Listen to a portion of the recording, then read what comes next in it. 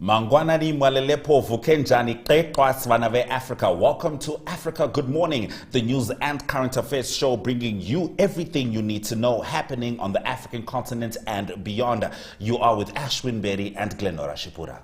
Now, today is International Museum Day. Few places in our world are more educational than museums. After all, where else could we hope to see so many pieces of actual history that tell so many stories about our ancestors? From prehistoric spears to Egyptian mummies, from ancient Greek sculptures to medieval armor, and from the first radio to the first planes used in war during World War II. Museums have it all. Unfortunately, there are millions of people with direct access to museums who have never visited one. Please don't be one. Let's visit one. Let's have a look at this video on International Museums Day.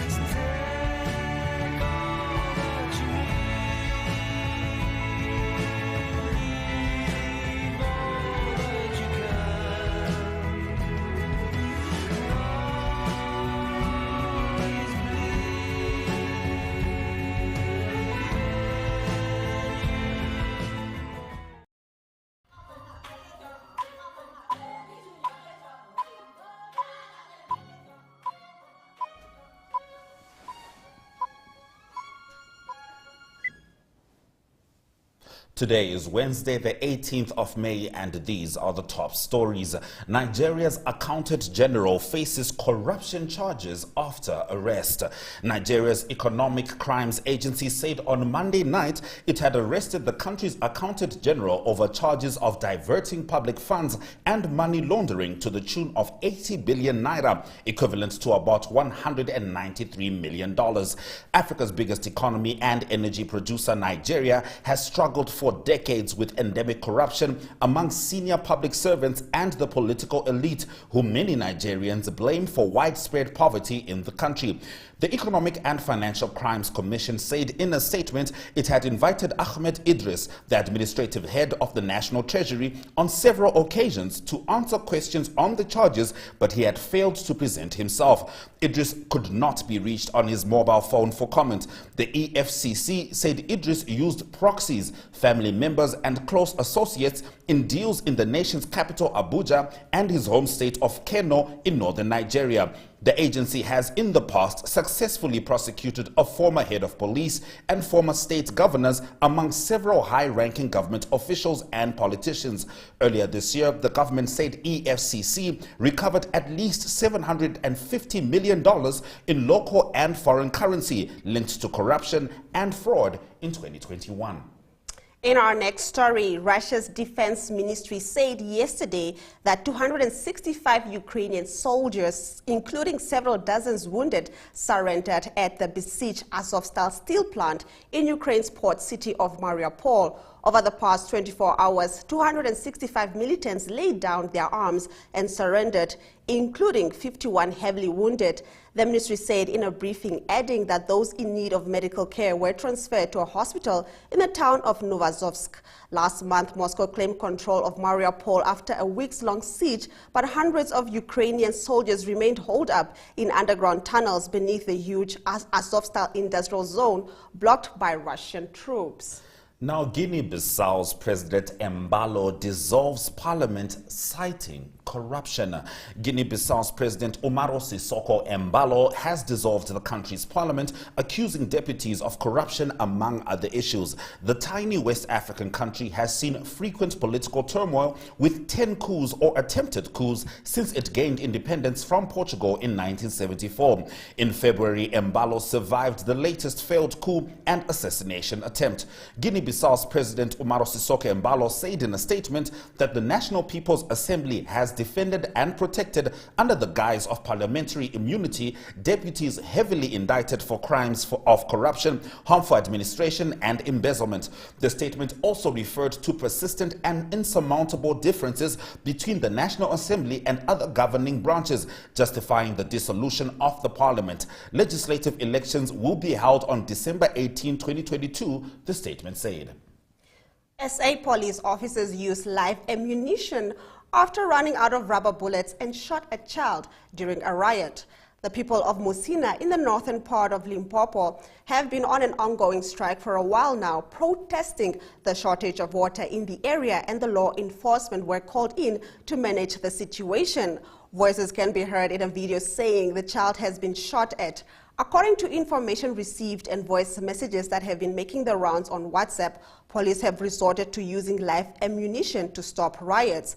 A primary school pupil who is 13 years old was allegedly shot by police using live ammunition during a service delivery protest in Musina. A video making the rounds shows the young lady being transported to Musina Hospital for treatment. It is still unknown if the child will make it out or not, and what actions will be taken against the officer who used live ammunition that injured the child. People were left devastated by what they had witnessed at the scene. Now, Tunisia military court jails 4 lawmakers from dissolved parliament, a lawyer says.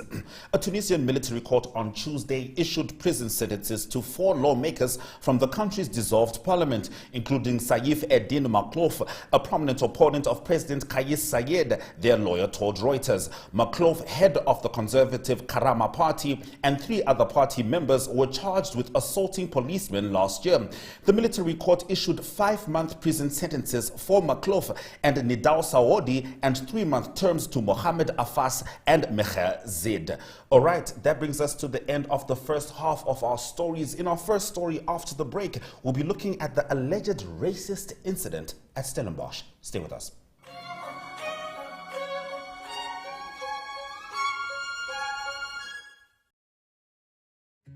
Adam Tas is coming to Windhoek to help build a brighter future for education. Join us at the Sounds of Caring concert at Windhoek High School Vegkop on 20 and 21 May, where he will be performing with Von Arends and Rian Smith. Tickets cost $200 Namibian and are available via eticket.my.na. All proceeds go towards the African Child Development Trust.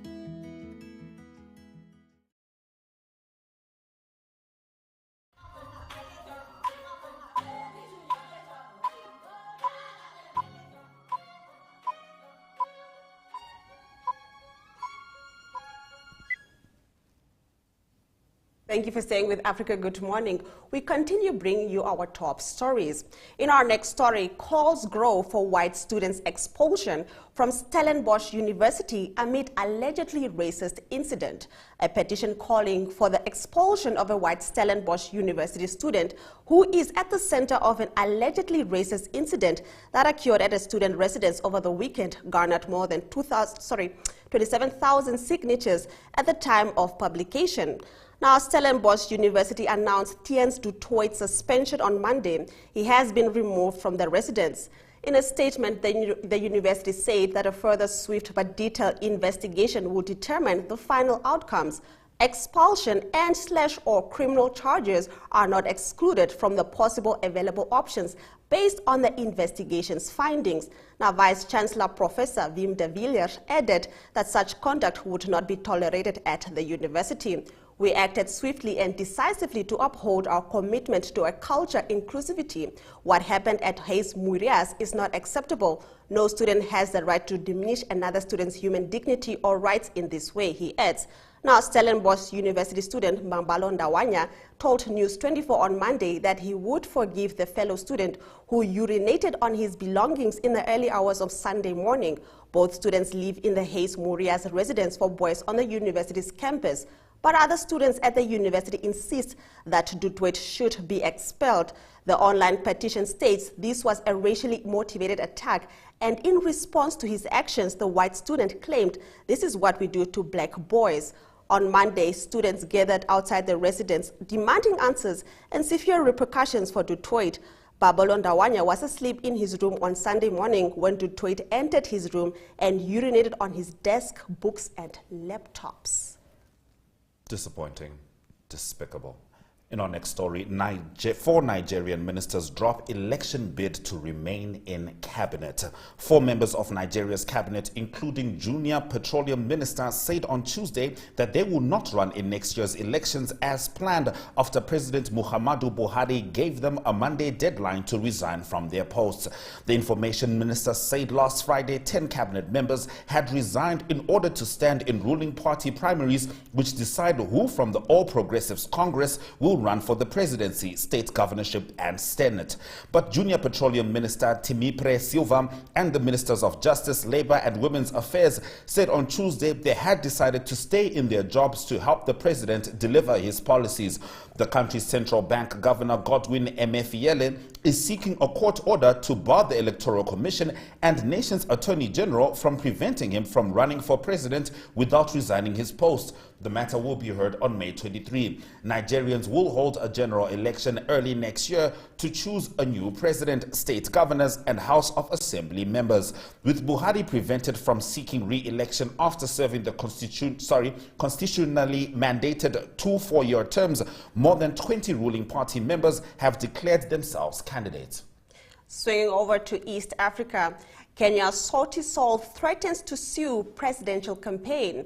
Kenyan music band Sauti Sol has threatened to sue former Prime Minister Raila Odinga's presidential campaign for alleged copyright infringement. Mr. Odinga's social media accounts are said to have used Sauti Sol's song Extravaganza as a soundtrack during the unveiling of Martha Karua as a running mate for the Azimio la Umoja coalition. In a statement posted on Twitter, Sauti Sol decreed the use of their music in ongoing political campaigns. They said they were not aligned to nor associated with the Azimio la Umoja campaign or any other political movement and/or party. We are disappointed by the Azimio la Umoja campaign blatant disregard of our right to control the use of copyright. The ODM party, which is part of the Azimio coalition and which Mr. Odinga belongs to, said they appreciated Sauti Sol's music and playing their song was a show of love for their work. Interesting. Very I interesting too love indeed. Sauti Sol. I hope they do not sue me for playing their music at my birthday. Just a little joke there. Now in our next story, rare white buffalo seen in Tarangire National Park. A rare white buffalo has been sighted in Tarangire National Park, attracting hundreds who were eager to catch a glimpse of the animal for the first time in life. The buffalo was spotted on Monday in the park in an area where animals gather to drink water and causing many tourists who were in the reserve to start following him, but also started attracting researchers to the area. The buffalo was bigger than the rest of the herd and was seen mixing freely with the rest of the herd, most of the time standing in the middle. From the look of things, the white buffalo has been part of the herd for a very long time, given the kind of association it had with others, with some observers saying it could have been born in the peripheries of the park. Now, within the northern part of Tarangire is the permanent river Tarangire, also known as the lifeline of the park, particularly in the dry season when most of the region is totally dry. The river flows northwards until it exits the park in the northwestern corner to pour its waters into Lake Burungi.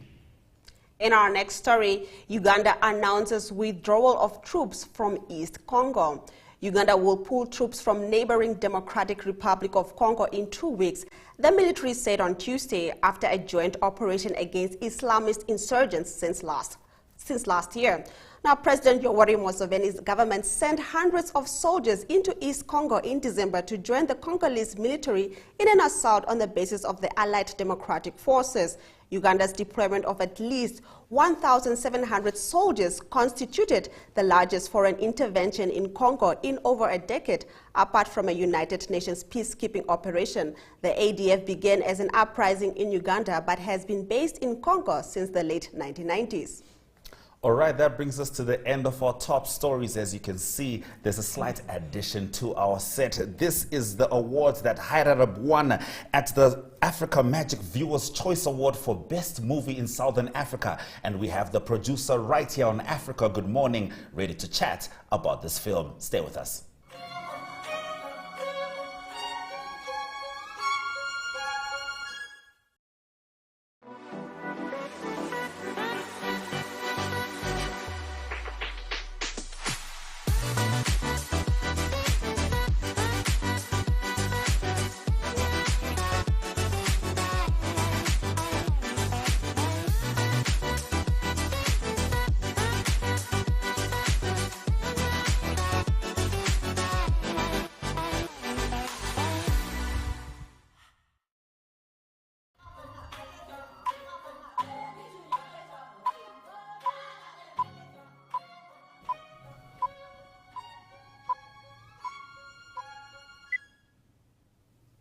Now, Hairarebe is a 2019 Namibian drama film directed by Oshoveli Shipho on his directorial debut. The movie was nominated in the Africa Movie Academy Awards with Hazel Hinda, who won Best Actress in a Supporting Role. And just last weekend, the movie won Best Movie Southern Africa at the Africa Magic Viewers' Choice Award. Joining me is executive producer Tantakos Jimmy Melani. Good morning, how are you? Fine, thank you. How are you? Oh, fantastic. Firstly, congratulations. Thank you very much. Thank you right. for having me. It's so good to have you on Africa. Good morning. Now, just looking at the teaser, one can easily feel the emotion in the film, but let's talk about that. What kind of emotions were you hoping to evoke with this film? This film was initially performed as a radio drama. It was written by Augusty Becure in the late mid-70s, early 80s. So there was a lot of tragedy, but also comedy and different touching elements in the film. So we wanted to bring that out in the screen adaptation, because when you perform something only in audio, you need to try and evoke emotions in a different way as opposed to screen. But we wanted to capture all those emotions that audiences knew and loved from the long-standing radio drama. All right, very interesting. Now, the film stars the late, great David Njavera, one of my personal mentors, a mentor to many Namibians in the industry. May he rest in peace. And Claudine de Groot in the lead roles, as well as Hazel Hinda. Now, of course, she won Best Actress in a Supporting Role at the Africa Movie Academy Awards. What was the casting process like, and what do you make of how the actors captured and executed the characters they played? The casting process was really interesting. David Njavera came on board actually as a last-minute casting. The gentleman we initially had cast wasn't able to do it anymore, and it turned out to be an exceptional stroke of luck for us. We knew David, we knew his amazing contribution to the industry. He acted as a mentor to a lot of the first-time actors on set. Claudine de Groot, of course, did an amazing job, but it was her first time acting. So she relied a lot on Hazel Hinda and David, who are veterans in the industry, and together it actually made for a really interesting dynamic between them. The rest of the casting was done over a period of about 2 weeks. We used the College of the Arts as an audition venue, and we put out some feelers via Facebook, and there were a lot of people who were actually interested in playing the different roles. So it just showed us that there's a lot of talent in Namibia, and a lot of people actually who would like to become involved in acting, and a lot of the people we had were actually first-time actors, which was very refreshing for the film. Yes, yes, indeed. And usually that's actually a difficult task, but you took a gamble, and it's certainly paying off. Now, the Namibia film industry is relatively infant. Could you take us through the Africa Magic Viewers' Choice Awards nomination first, and how did it feel to be acknowledged and seen on such a big stage among some of Africa's best filmmakers? What did it mean to the Hairarebe team? It's a real, one of the biggest accolades we've gotten so far. It's a huge milestone for the film. It's a huge milestone for Namibian cinema. So being at a platform like that in Nigeria, which is known for having one of the biggest film industries in the world, is really an acknowledgement to Namibian filmmakers that we can produce world-class content, and that our stories can actually translate to audiences with different backgrounds, with different languages. They can relate to us, and that our stories can actually sell beyond our borders. So it was a real stamp of approval for us and a motivation to keep going and growing our industry. Understandably so. Now, we all saw the trailer when the film dropped. It was instant love for any film lover, at least in Namibia, and particularly anyone who's been concerned about the future of Namibia's industry. But some people may not have been able to catch the film. Is it still possible? Where can they be able to watch Hairarebe? So we are still in negotiations with a number of different platforms. Initially, Hairarebe came out in the cinemas, the Keniko in Marua Mall and Grove Mall. We had our premieres there. We also showed the film on NBC. It's been at a number of film festivals. What we are looking to do now is to create another opportunity via other venues, and people can get that information on our Facebook page, which is #Hairarebe Movie. Cough, cough, NTV, might be worth considering. Now, of course, Namibian films, they keep raising the bar. Hairarebe, Bahu, and the Giants on being on Netflix and all of that. Do you feel like the hard workers in the industry are being appreciated? And what can we do as a community to support Namibian filmmakers? Namibian films really are born out of a lot of blood, sweat, and tears because there's not enough corporate support, there's not enough financial resources that are being put towards thespians in the industry. So a lot of the people who do end up making a film that is recognizable have really gone the extra mile with very little assistance to make sure that these movies are delivered to audiences. Currently, we only have the Namibia Film Commission, which is sponsoring or commissioning content. Their budgets are not that large. So we really need the corporate sector to come to the table and start working with the creative industries to ensure that our stories are not lost and that other people can enjoy them. So the corporates, I think there should be an appeal to them to actually start taking an interest in culture and in creative endeavors and bring some resources to the table to ensure that our stories are also heard out there. And it's a huge flagship for the country and a way to highlight the wonderful culture that's in the country as well. Similar to tourism, there's no reason why filmmaking cannot also be treated in the same way and receive the same support. Understandably so. Now, you spoke about out there. Let's talk about that. What does it take for film in a relatively small country in Southern Africa to get this kind of recognition globally? And what can be done to push local films to that standard, or at least to those audiences? The film certainly needs to be globally competitive. People need to be able to relate. It needs to have some levels of technical quality that can be acceptable by broadcasters and streamers, etc. So there are different elements.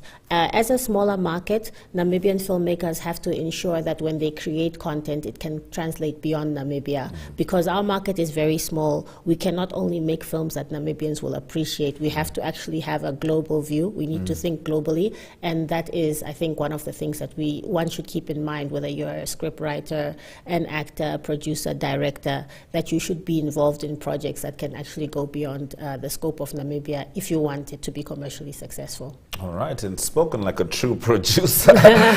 Speaking of being a producer, what can we expect next from Daponikwa Investments? We have a number of projects in the pipeline. We have a documentary that we have has been commissioned by the Namibia Film Commission. It's called Sun People Out of the Shadows. It deals with the modern youth in the Sun community and how they have experienced life post-independence, what they are struggling with, which is quite similar to what all the other youth struggle with, and how they are incorporating into the wider Namibian culture while still trying to remain authentic to their own roots. So we expect that to be something quite interesting because that angle has not been looked at before for the Sun community in Namibia. We are also working on a Harry Simon biopic, which we expect to be an extremely exciting and challenging endeavor. And we are working on a number of short films and television shows. So we are open to work with everybody, and we're looking forward to doing more. All right. Well, look, I know I'll just need it next 20 months in the gym to audition for that Harry Simon role, but you might find me there. Thank you very much. Thank you for joining us on Africa Good Morning and talking about the win that Hairareb had as the best Southern African movie at Africa Magic Viewers Choice Awards, which were just last week, over the weekend. Over the weekend, Saturday night. All right. I just flew back. She just flew back. Joining us was Dantagos Jimmy Melani, the executive producer of Hairareb. We spoke about that film. We spoke about the industry. Support local film, because as it gets appreciated globally, people get to know more about the Namibian soul. This is Africa Good Morning. More news after the break.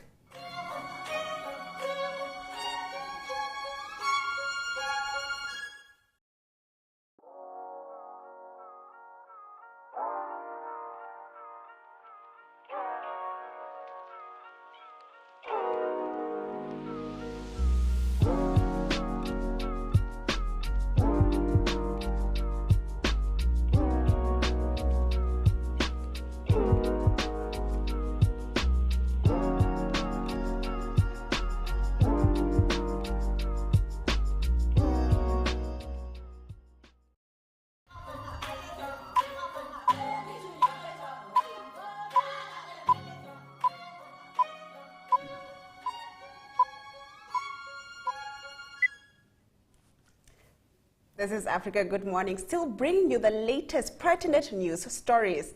We now cross over to Zambia, speaking to Mike Sichula, bringing us the latest news on the ground. Good morning, Mike.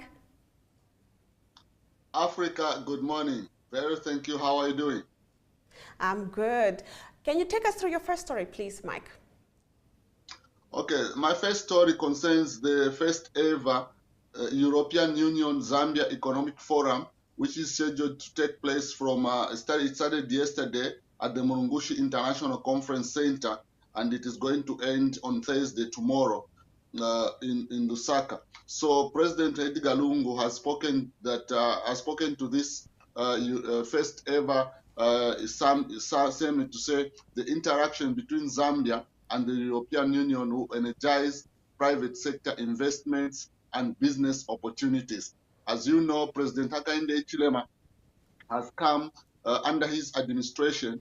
They want to promote businesses from small scale, from emerging small scale and middle enterprises to ensure that every Zambian begins to contribute to economic growth. So yesterday he held a meeting with some delegation of the European Union in Zambia to discuss and also advance this European Union Zambia Economic Forum that started yesterday in Lusaka, like I earlier stated. All right. Now, moving on to a rather sad note, police in Lusaka, have arrested 5 people in connection with the theft of a baby. Could you tell us about that, Mike? Yeah, this is one of the sad stories that is happening in Zambia. The incident happened at the University Teaching Hospitals, which is the country's biggest referral hospitals. So initially what happened is that the 5 include a mother who gave birth, but apparently, sadly, a child died. And when the child died, about a day after she gave birth, she connived with some hospital maids, nutritionists, and others to sell this baby, the baby that was also in the maternity ward, the baby that was also just a new baby. So what happened is that when they connived, this baby was given to this mother who had lost a child, and it was at a point when she wanted to go out from the hospital that security officers got hold of her and interrogated her, and it was established that actually the baby that she had was not hers, because hers had passed away, and she got a baby of another mother who was in the hospital, who apparently was not in a good health condition to understand what was happening at that particular time. So the neighbor is actually the person who saw this happening. So police have actually moved in and have arrested 5 suspects for the offense of stealing a child, which is against the laws of Zambia. Thank you for that. Do keep us posted on any progress in that story. Now, understanding your next story, celebrated FIFA referee Jenny Sikwase will be the center referee in a match between South African Giants, Orlando Pirates, and Moroccan sides RS Berkane. Can you tell us more? Yes, Janice Kazwe's dominance in officiating at big continental football events continues to shine, with the CAF giving him yet another top opportunity to be in charge of the Total Energies CAF Confederation Cup final involving South African Orlando Pirates and Moroccan side. The match will be played at the Goodswill Stadium in Nigeria this coming Friday. So Janice Kazwe, as you may be aware, was at some point involved in a heat stroke during the Africa Cup of Nations, and a number of people thought maybe CAF would be not been given an opportunity. However, contrary to those issues, Janice Kazwe has continued to attract international recognition, and this match for him is one of the biggest for him to come back, considering that incident that almost put him off international stage. So him getting this opportunity, a number of Zambians are excited to say their man is at the top of things, doing all that he knows best. All right, now sticking with football, time is running out for 2 foreign-born players seeking to switch their nationality to Zambian and feature for the Chipolo Polo boys ahead of the 2023 Africa Cup of Nations qualifying matches. Could you please expand on this? Yes, there are two Zambian players, considering that the Football Association of Zambia wants the Chipolopolo boys to qualify to the team. So in the picture there on your left, that is Frank Musonda, who is based in Scotland. Then on the right, that is Ami Mambika, who is based in the United States of America. So these two players were born outside Zambia, but with some parentage from Zambian origin. So during this process, the new coach and the first administration has been scouting for players born outside Zambia, but they are willing to play for Zambia. So those two players came forward and they featured in a match that was played in Turkey when Zambia beat Equatorial Guinea by 3-1. But what has happened is that the Football Association of Zambia has applied to the Ministry of Home Affairs and Foreign Affairs to have these players get passports, but the issuance of passports has delayed. According to information that has been gathered from yesterday, the committee or the board that needs to scrutinize this application is yet to sit, and it is not yet known when they are going to sit. But this thing is happening at a time when Zambia is supposed to kick off their first match of the qualifiers at this month end away in the Ivory Coast. So as it stands, these two players are likely not going to feature until the passport issue is resolved. All right, thank you for that, Mike. Now, Patson Daka, if you are watching this, if you wish to switch your nationality to Zimbabwean, we will expedite the process at a speed like never seen before. Or Namibia. Thank you, Mike, for bringing us the news stories from Zambia. I'll pass on the message. Thank you very much. Have a blessed day. Thank you. We certainly look forward to having a blessed day. Let's check out the weather forecast up next.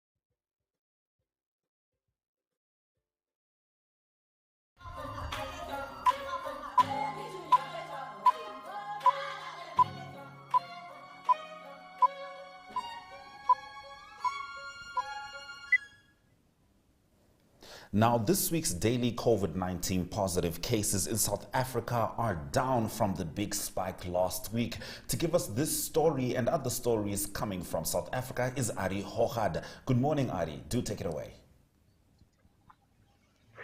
Good morning, Ashwin. Yes, indeed, but there's still a big concern. The latest figures is that's about 5,000 positive cases overnight or for the last 24 hours. So that is the concern is it's a positivity rate of 20%. That's up from 10% a few days ago. There was a spike of 10,000 last week, but it's still a big concern. There's talk of a sub-variant. The biggest two provinces that is affected at the moment is the KwaZulu-Natal, firstly Gauteng area, biggest, and then KwaZulu-Natal, and then the Western Cape. So that is a concern, but the positivity rate at the moment is a concern. There's also very cold weather predicted for this week coming in as from today and tomorrow, snow on the Western Cape Mountains. So the winter is moving in South Africa, so that's also not going to help. All right. I understand in inflation news, South African wheat prices per ton has hit a record high, and wheat maize also soared to a record high. Can you tell us more? The wheat price at the moment is 7,338 South African rand per ton, so that's the highest it's been many people can remember. That's obviously because we know that there's a big challenge because of the Russian invasion in Ukraine that also started that. Also, the weaker rand dollar currency at the moment is also not helping. It is a big challenge. Also, the white maize is nearing 5,000 rand a ton. Those are breads that's obviously sold, and that is the staple food for many people. Interestingly enough, maize or the wheat component is only 20% of the bread price component. The biggest component in increases is energy and also other factors like travel and transport and distribution. So, but all of those that I just mentioned is under pressure in South Africa. So we could expect the bread price to increase very soon. But at the moment, also India is one of the biggest suppliers of wheat in the world, producers of wheat, and they've closed their borders. They've said they're not going to export any wheat anymore. Russia is about 30% of the total wheat capacity in the world, and Ukraine 4%. All right. Now, the South African Reserve Bank has been proactive in putting Ubank under curatorship. Could you tell us about that? Yes, Ubank was put under curatorship by the Reserve Bank. Many people applauded that, say that was a proactive move. That is because the capital adequacy rate for the ratio dipped to just 3%. It's meant to be around 20% to be a healthy bank. It was 23% in 2020. So the Reserve Bank moved in quickly. They said they put them under curatorship. And that is obviously to protect the depositors, the retail depositors, and also trustees like the Minerals Council of South Africa. And they want to avoid another VBS scandal. Now, I understand that early indications state that the petrol price might increase in 2 weeks' time by as much as R3.50 a litre. Can you tell us more? Yes, I'm starting to look for my bicycle in my garage.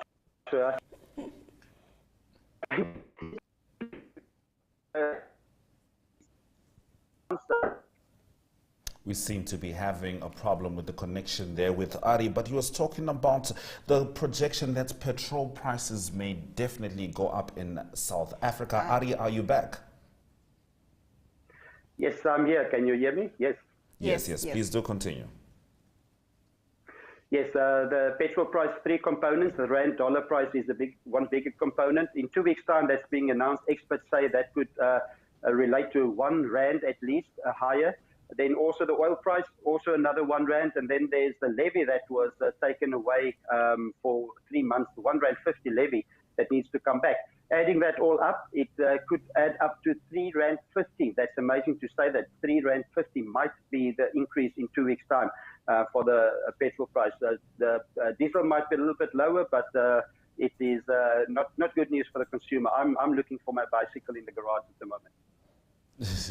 All right. Now, speaking of someone who has no shortage of fuel, Oliver Tambo International Airport in Johannesburg has secured an additional supply of 20 million litres of jet fuel.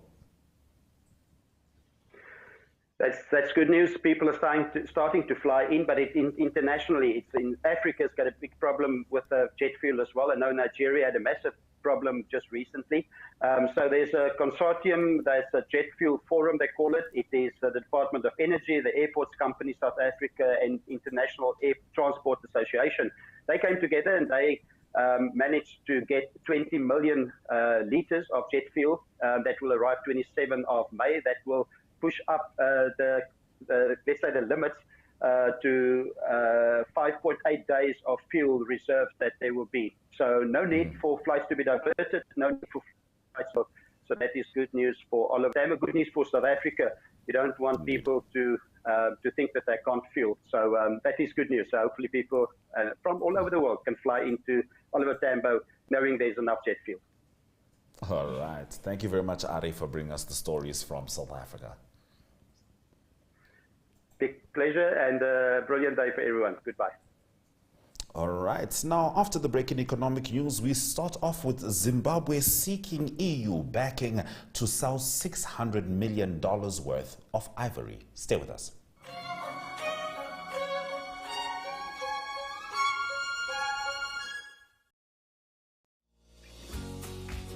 NMH Ad Spotter spots the daily adverts in all NMH printed editions from the daily newspapers to the retail specials as well as weekly, monthly and yearly focus editions.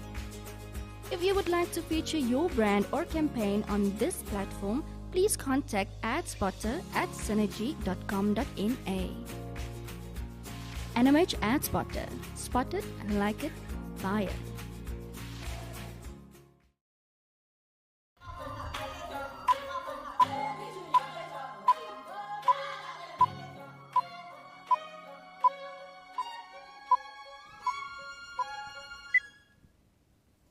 Getting into economic news, as I highlighted just now, Zimbabwe on Monday sought the support of the European Union to sell off $600 million worth of ivory it has accumulated due to the global ban on the sale of tusks. International trade in ivory has been banned since 1989 under the Convention on International Trade in Endangered Species of Wild Fauna and Flora. Zimbabwe Parks and Wildlife Management Authority Director General Falton Mangwanya told EU ambassadors to Harare that the country has 163,000 tons of ivory and 67 tons of rhino horns in vaults. He estimated the value of the ivory at around $600 million. The burden of managing a stockpile that we cannot derive economic value or plow back into the communities and conservation of the same species is a great pain to us, he said.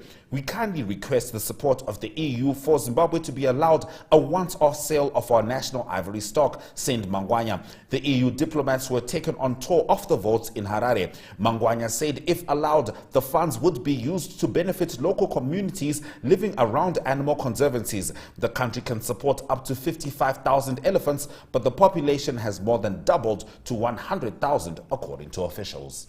Moving over to Ethiopia, World Bank agree $300 million grant for reconstruction. Ethiopia and the World Bank have signed a pact for a grant of $300 million to assist reconstruction and recovery in conflict-hit areas, the finance ministry said.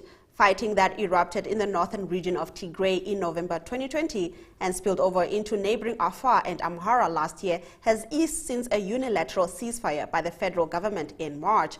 Now the resource will be used to finance the activities designed to support basic services, the ministry said in a statement late on Monday. Services that stand to benefit our education, health, water supply, and a special effort to support survivors of gender-based violence in conflict-hit areas, it said. Now, areas in Amhara, Afar, Tigray, and the regions of Oromia and Benishangul Gumuz are targeted to receive the funds, it said, adding that the government would sign up with a third-party organization to execute the project in high-conflict areas. Now, the violence in Oromia and Benishangul Gumuz, home to several ethnic groups, is separate from the war in Tigray.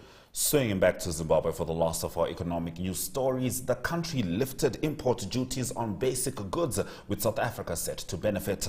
Yesterday, Zimbabwe lifted import duties on a range of basic goods, including rice, cooking oil, sugar, maize meal, milk powder, and soap for the next 6 months. The move comes amid rising inflation, which reached 96.4% at the last count in April. South Africa, Zimbabwe's biggest trading partner, is set to benefit from the new measures, while the move may put more pressure on Zimbabwean industry. Though operating under a multi-currency system, production in Zimbabwe is indexed to the US dollar.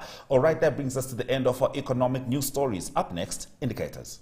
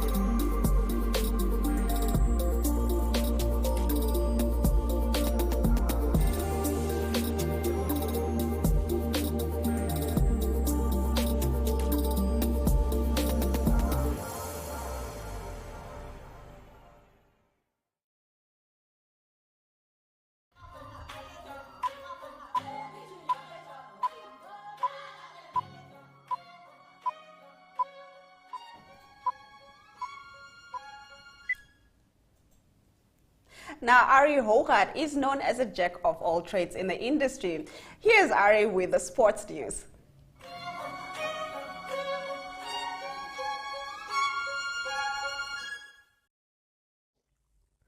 Good day, everyone. Time for international sport, and it's a busy week coming up with sport, and it's a big golf tournament, one of the 4 majors that's going to start on Thursday. That is going to be in the USA. That's going to be in Tulsa, Oklahoma. And the big news there is that Tiger Woods, one of the most well-known and successful golfers in the modern era, he will indeed play in the tournament. He had a car accident a year or so ago. He played in the Masters earlier. He did make the cut, but he was struggling a bit in the last 2 rounds to walk, but apparently he's stronger and fitter now, and he will play in this tournament.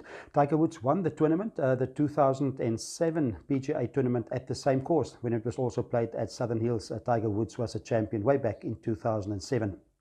Quite a few South African players will also tee off on Thursday in the first round. In fact, there's 10 of them, and the normal higher rank players is Louis Oosthuizen and Garrick Hugo, and also Brendan Grace. They will be in action. Also Christian Besaidnout and Justin Harding. Then also it is Sean Norris and Oliver Becker that will play, and also Eric van Rooyen and Daniel van Tonder. Also in the field under the South African flag is Dean Burmeister. Dean Burmeister is actually born in Mutare in Zimbabwe, so I suppose that he can also be claimed by Zimbabwe as a Zimbabwean playing in the tournament, but at the moment he's playing under the South African flag. Other high-profile players that's not going to be able to play in the tournament, some of them is Paul Casey. He's got a back injury. He's from England, and also Sang Jae-in from South Korea. He's got COVID-19, unfortunately. And then Phil Mickelson, also because of personal reasons, said that he will not play in this year's tournament. On to some soccer news, and it was a big result for Newcastle when they played against Arsenal in the midweek English Premier League game, but it was not a good result at all for Arsenal, unfortunately, in the aspirations to finish in the top 4 of the English Premier League and qualify for the 2023 UEFA Champions League. So it was Newcastle that won 2-0, and that was at home against Arsenal. That means that it's a fight between Tottenham Hotspur and Arsenal for that 4th place. Chelsea seem to be safe now to finish in the top 4. They have 2 games left in the league still. They will play Leicester City and Watford at home. But the fight is between Tottenham Hotspur and Arsenal. At the moment, Tottenham Hotspur on 68 points and Arsenal on 66 points. Both have played 37 games, just 1 game to go. Tottenham Hotspur, easier game in their last game. They play bottom of the log Norwich City at home, and it is Arsenal that's got a tough game. They play at home, but they play against Everton, and Everton is also fighting to a stage of relegation. Now we continue with rugby news here on International Sport, and it is the United Rugby Championship that continues this weekend. They had a week or 2 break, and one of the games, or most of the South African teams, all 4 of the South African teams, they travel to the UK to play games there, the last round of the round robin before the semi-finals, the quarter-finals and the semi-finals and the final being played. So news from that tournament is that the Stormers will travel to Scarlets. They will play on Saturday, and news from the Stormers is that they've got 2 injuries. That is Herschel Jantjies and Paul de Wet. Both of those players play scrum half, so that was a big challenge for them. So that meant that the Stormers had to loan 1 player from Griquas, a player that played for them before. That is Stefan Ungere. So he will travel with the Stormers just for this 1 game, and they will play against Scarlets, like I say, on Saturday. Other games that will be on Friday for Southern African interest is on Friday it is the Bulls that play against the Ospreys, and also on Friday evening it is the Sharks that play against Ulster. Also on Saturday then it is the Lions that will play against Dragons. Let's close off this international sports news program for today with soccer news, and it is Chelsea that is up for sale at the moment because of Russian owner Roman Abramovich that put the club up for sale. That was just after the Russian invasion into Ukraine. There is a buyer, and that is he's called Todd Bowley. He's got a consortium of people that's with him, and they put up almost $5 billion to buy Chelsea Soccer Club. But it seems like there's a bit of a snag in the sale process at the moment, and that is because the government, the British government under Boris Johnson, said they disagree with Abramovich on the terms of the deal. The government of the British government and Boris Johnson is concerned where the money will go to and where it will end up in. So those terms need to to be confirmed still. So lots of money they're talking about. That is Chelsea being sold for $5 billion US. So that's international sports news for today. We talk again tomorrow. Goodbye.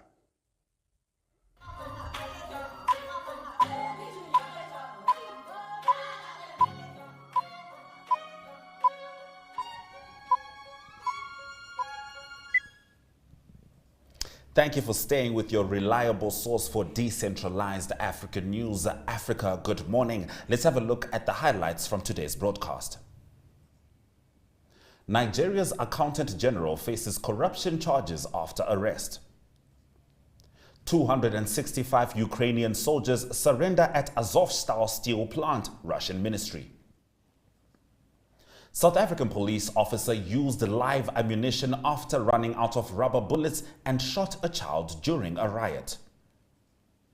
Tunisia military court jails 4 lawmakers from dissolved parliament, lawyer says. Zimbabwe seeks EU backing to sell $600 million worth of ivory. Those have been our stories. And with that, we've come to the end of our show. Thank you for joining us on this lovely Wednesday morning. Now, do remember that Africa Good Morning is repeated on our 1up2 website and our DSTV channel 285 and our Gotv channel 94 between 8:30 and 9:30 a.m. every weekday. Now, if you have any comments regarding our show, do share them with us on our Twitter and Facebook pages.